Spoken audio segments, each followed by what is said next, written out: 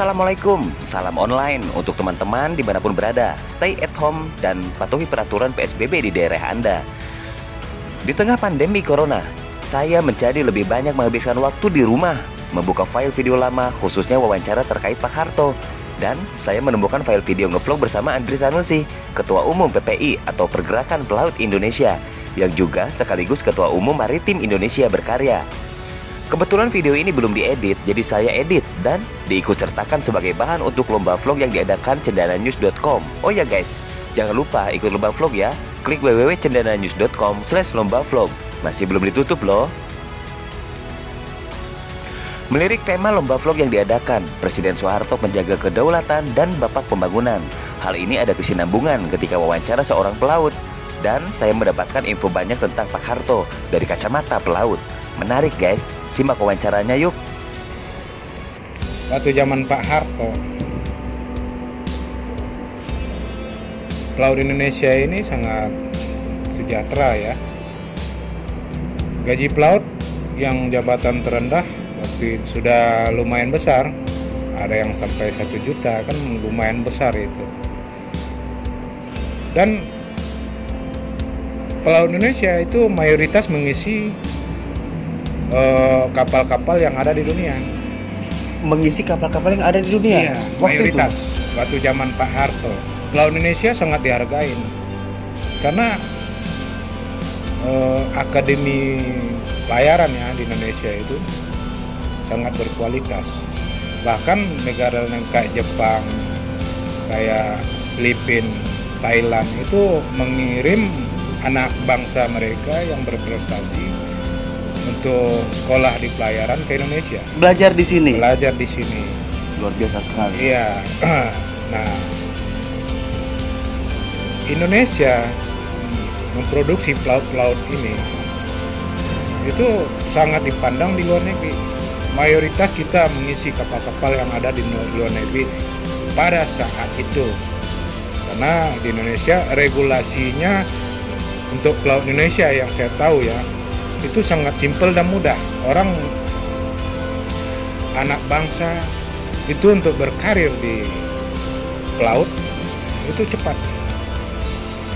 Nah, di zaman Pak Harto itulah pelaut Indonesia berjaya.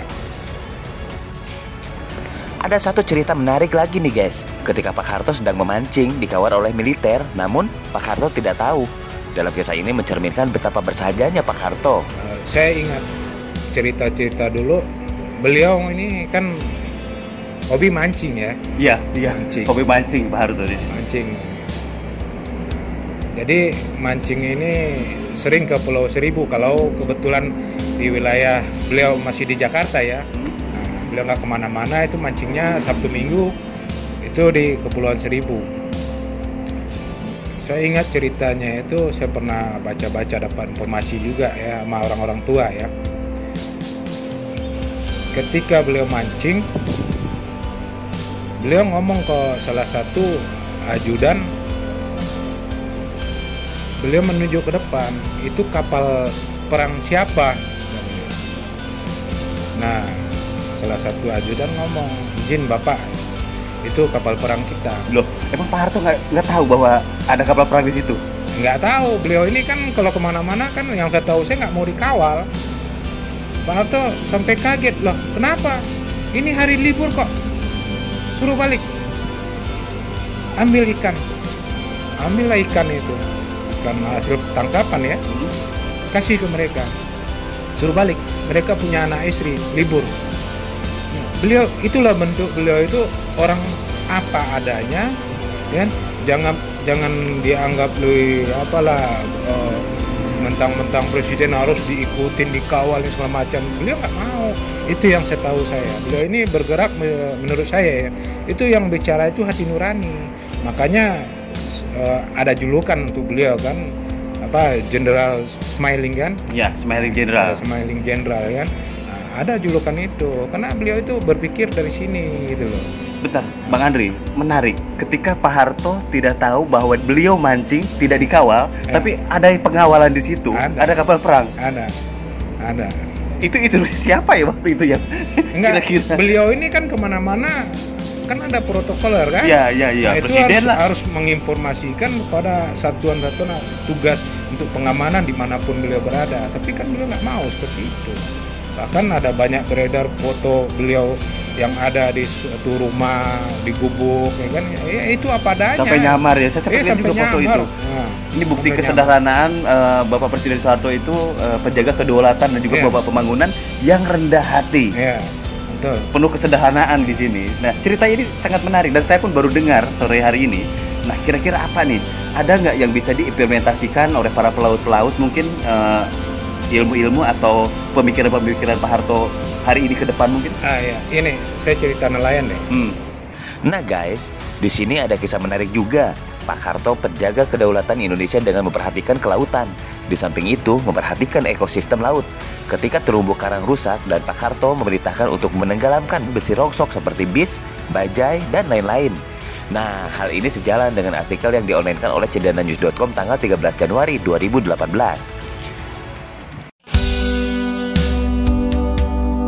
Jadi beliau ini bagaimana cara mengantisipasi ini ya supaya tidak berefek kepada hasil tangkap nelayan.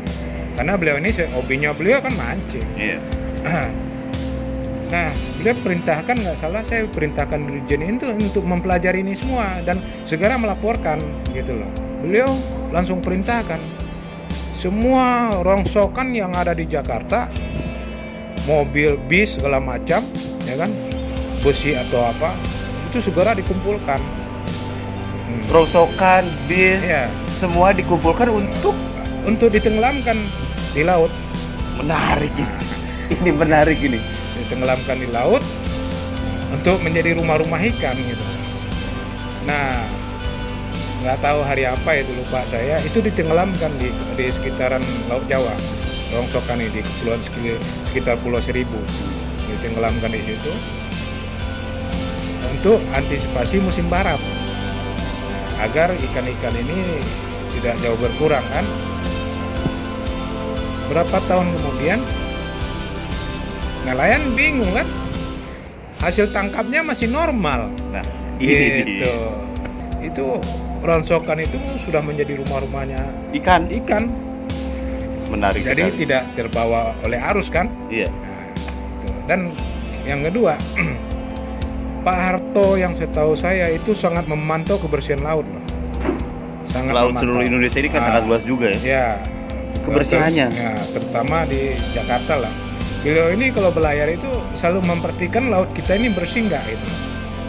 Nah, dulu di Sunda Kelapa itu masih jernih. Sunda Kelapa tuh ya? Nah, masih jernih. Kalau sekarang kan beliau sangat awasi itu karena beliau sering ke laut, itu membuat frustasi pejabat-pejabat yang di kementerian yang membidangi kelautan atau maritim ya. Nah, bagaimana harus dijaga lingkungan laut ini.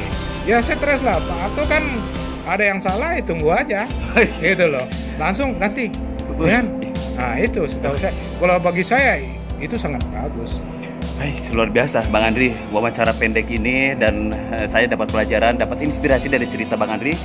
Saya akan share dan saya akan ikutkan di lomba.cendananews.com ini agar teman-teman milenial tahu bahwa Pak Harto itu selain gagah berani, tapi kesederhanaannya itu sangat luar biasa dan nggak mau wah sebuah presiden gini, nggak mau begitu, sederhana banget dan menjaga kelautan. Dan ya, sebagai julukan beliau, Pak Harto adalah bapak penjaga kedaulatan. Di samping itu juga pembangunan, banyak juga program-program Pak Harto yang bisa kita pelajari khususnya untuk milenial. Iya betul. Bang Andri, makasih banyak atas waktunya. Iya. Nanti lain waktu kita sambung lagi. Oke. Karena saya akan mulai untuk tadi mengukir sejarah dan untuk mengikuti apa yang Mbak Andri tadi katakan. Iya, sebenarnya banyak saya mau cerita sebenarnya. Ya sudah. Ini episode aja. Iya. Guys, terima kasih sudah menyaksikan vlog ini. Semoga khususnya milenial bisa menangkap hal positif yang bisa diimplementasikan dalam kehidupan bermasyarakat. Terima kasih cendananews.com. Terima kasih Andri Sanusi. Terima kasih bagi yang sudah menonton vlog ini dan berkenan untuk share.